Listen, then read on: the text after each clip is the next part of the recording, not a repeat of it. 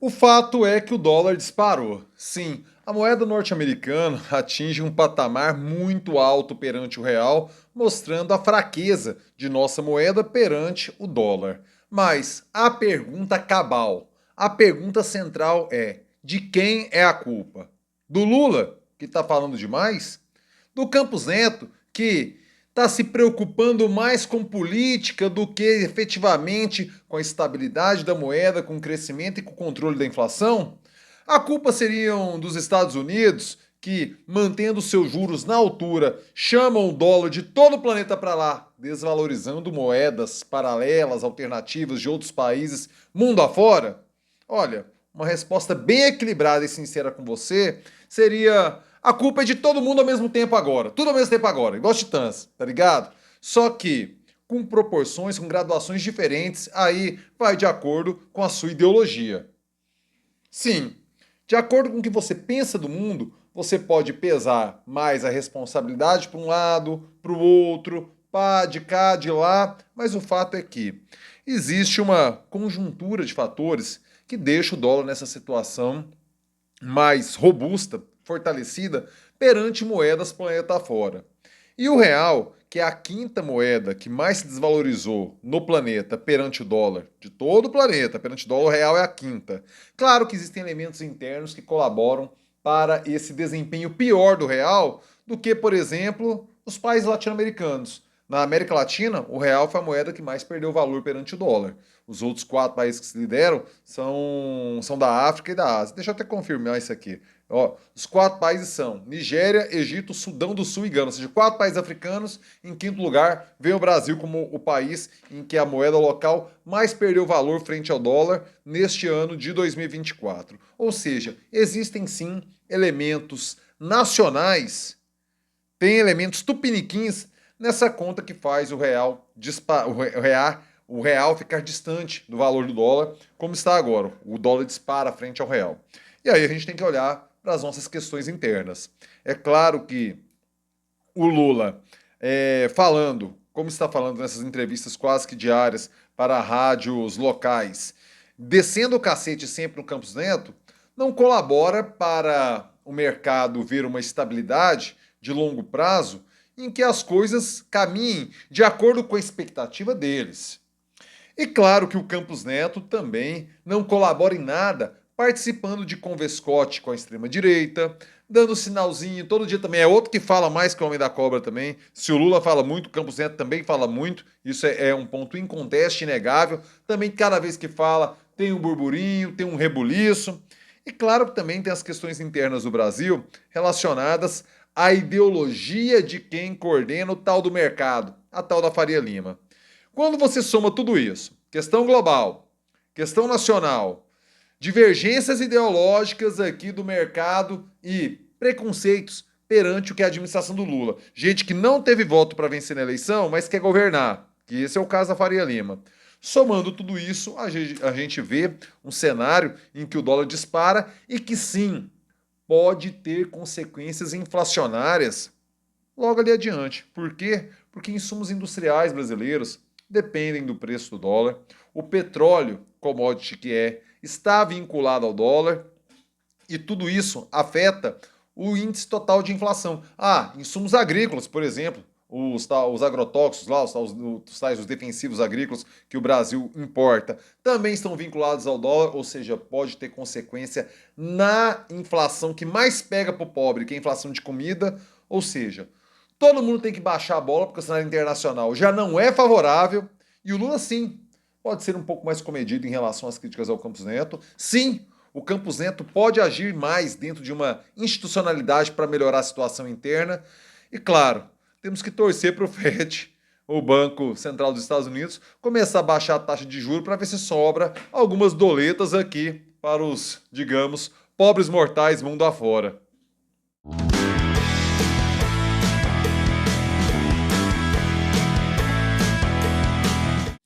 Fala aí, rapaziada, tudo beleza? Bora gravar o vídeo de hoje, quarta-feira, dia 3 de julho de 2024. Eu começo com toda a humildade do mundo, convidando você que pinta pela primeira vez aqui no canal, você que é por aqui de paraquedas, meu filho, minha filha, me deu o prazer aonde de contar com sua nobre companhia. Por favor, inscreva-se agora aqui no canal, se inscreva-se agora, clique no sininho e ative as notificações. É desse jeito, é dessa forma que o YouTube lhe avisa quando pinta vídeo novo por aqui e pinta muito vídeo novo por aqui. Quer me ajudar a garantir a sustentabilidade econômica e financeira do canal? É muito mole, mas principalmente é muito barato. Clube de Membros na Fita, Clube de Membros na Fita, minha filha, Clube de Membros na Fita, meu filho, a partir de R$3. Três módicos, patéticos, insignificantes, muito pouquinho para você, muito pouquinho para o seu bolso, mas que representam muito para mim. R$3, você me ajuda a manter o trampo rolando aqui no YouTube redondinho do jeito que tem que ser, por favor. Se inscreva no Clube de Membros aqui e fortaleça o trabalho do jornalista precarizado, uberizado brasileiro. Maravilha? Conto com a sua inscrição. E você tem que ficar esperto no trampo de quem? Da Resitrate. Se você não saca a Resitrate ainda, primeiro que é um baita vacilo de sua parte, porque é uma empresa que contribui para um futuro mais limpo e sustentável. O que os caras fazem? Eles têm soluções domésticas e empresariais para o seu tratamento de água e para o seu tratamento dos efluentes, dos esgotos. Então, com a Resitrate, eles cuidam do seu negócio e também do meio ambiente. Por exemplo, tem um monte de negócio que precisa ter uma água de qualidade, tem que ter um tratamento do seu efluente com qualidade para evitar multa e, claro, colaborar com o meio ambiente. Que tipo de comércio? Lavanderia, indústrias, condomínios fechados, horizontais, condomínios verticais, os hotéis, lava-jatos. Olha, todos esses empreendimentos comerciais precisam de água de qualidade tratada e o reaproveitamento sustentável do esgoto. É aí que a Resitrate entra, com tecnologia e sustentabilidade. Visite o Instagram da Resitrate. Qual é o arroba? Arroba resitrate.ambiental e conheça o trampo dos caras e dê o toque lá, porque a sua empresa precisa estar conectada com o trampo da Resitrate, que é sustentabilidade e meio ambiente com um futuro mais limpo para todos nós. Valeu, Resitrate, pelo apoio, muito obrigado pela confiança aqui no trabalho. Bora voltar aqui no assunto de hoje, porque hoje vai acontecer uma reunião entre o Lula e a equipe econômica, onde, de acordo com o que está aí divulgado no noticiário, o Haddad vai pedir para o Lula dar uma segurada no tom. Por quê?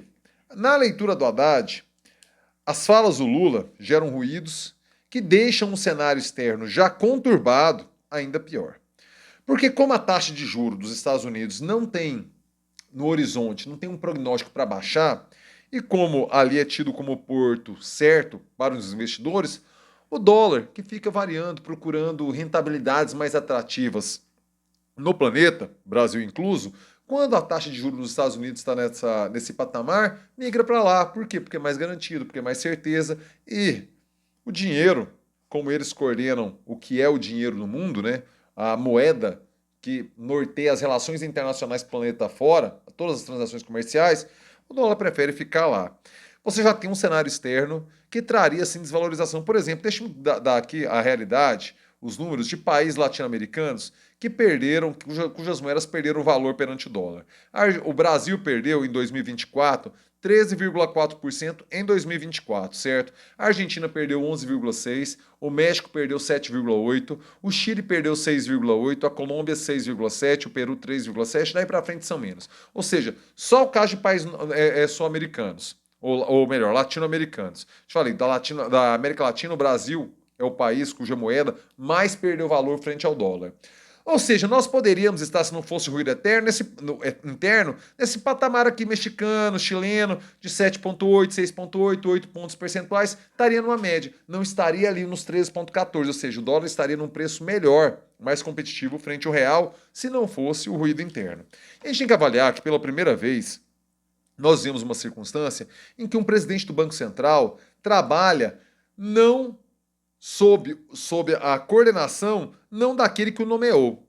Então é claro que a gente está entrando num período de teste de experiência histórica, porque a gente nunca tinha vivido isso. Ah, isso deu autonomia? Isso eu não sei, a gente está avaliando.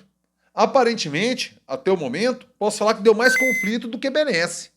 Deu mais treta do que ponto positivo. Talvez 2 anos dentro do outro mandato tenha sido tempo demais. Talvez fosse menor, 6 meses, 1 ano, não sei. A gente está tateando uma experiência que se dá pela primeira vez.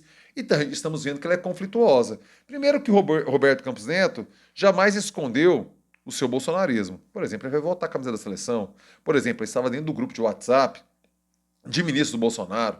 Por exemplo, ele foi lá apresentar estratégias políticas para Bolsonaro vencer a eleição no segundo turno, lá em outubro de 2022. Por exemplo, ele fica frequentando o Convescote na casa do Tarcísio de Freitas e, de acordo com as informações que vazaram, se oferecendo para ser ministro e até vice, candidato a vice-presidente numa chapa encabeçada por Tarcísio, numa disputa em 2026 contra o próprio Lula. Ou seja, não é um agente técnico. Palavrinha besta essa, inclusive. É um agente político. Claro que ele poderia se portar com muito mais discrição, assim como o Lula poderia ficar muito mais quieto em relação a isso.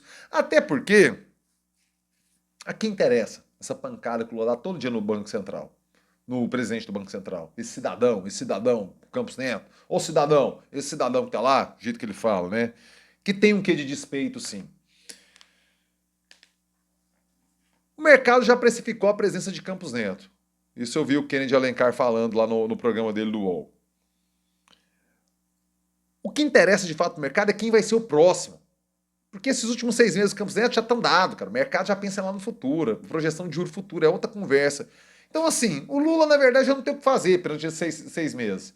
Por quê? Porque não vai propor o fim da independência do Banco Central, porque se propõe também não passa no Congresso, ou seja, é perder tempo, esforço, é perder capital político numa disputa que não tem como, no contexto atual do Congresso, na sua composição atual, ser bem sucedido. Um pleito que não tem como ser bem sucedido. O que o Lula ganha? Somente um álibi. Todo dia que ele dá uma cacetada no Campos Neto, ele tem alguém para responsabilizar na hipótese das coisas não andarem bem. Sim, na política isso é importante. O Bolsonaro não ficava culpando primeiro o Congresso, depois o Supremo Tribunal Federal? Pois é, o Lula agora culpa o Banco Central. São estratégias políticas que a gente tem que ter a maturidade de fazer a leitura. E é claro que, na minha perspectiva, o Campos Neto dá todos os motivos do mundo. Ele poderia dar menos motivo também. Só que esse cara já era, tá 6 meses para acabar. O cara, a garrafa de café dele já não tá chegando quentinha mais, não. Quem tem que ter habilidade política para lidar com isso é o Lula. Por quê? Porque o Lula tem mais 2 anos e meio de mandato, enquanto o Campos Neto tem 6 meses. Tudo isso tem que ser balanceado. Ou seja, para o dólar dar uma baixada, e não seria muito, sempre bom lembrar que o cenário internacional é de alta do dólar. Mas o Brasil está pior, por quê? Porque temos um presidente do Banco Central, que é oposição política ao presidente da República, e os dois não se bicam, ficam brigando o dia inteiro. E o Haddad no meio do fogo cruzado. Então parece que na reunião de hoje o Haddad vai pedir para o Lula maneirar, baixar o tom, o que eu acho apropriado para o contexto, tendo em vista que ele já bateu o que tinha que bater, já precificou a subida, agora está na hora de colocar uma água em temperatura ambiente na fervura.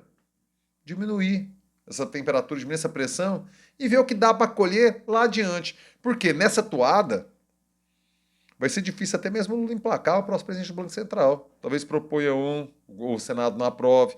Porque já tem as complicações, bolsonaristas que vão votar contra qualquer nome que o Lula colocar. Se o Lula, sei lá, se o Lula indicar o Campos Neto de novo, a oposição bolsonarista vai votar contra. Então, vai ter que ter um nome que os lobbies da Faria Lima, fortíssimo em Brasília, o lobby da Faria Lima, o lobby dos agentes financeiros, dos bancos de investimento, aceitem e pressionem o centrão, aquele centrão metso-bolsonarista, metso-Faria Lima, metso-petista, sabe? Aquele centrão que é tribalistas, que eu brinco, né? Eu sou de todo mundo e todo mundo é meu também. Esse centrão, vote pelo presidente que o Lula vai propor. Porque senão nem passa no Senado. Tá na hora do Lula agir com mais temperança. É o que o Haddad vai mexer com ele. Tá na hora do Campos Neto andar na linha. Mas não acredito que isso vai acontecer. Tendo em vista que o mandato do Lula é 2 anos e meio, do Campos Neto é só mais 6 meses, o Lula tem mais a perder.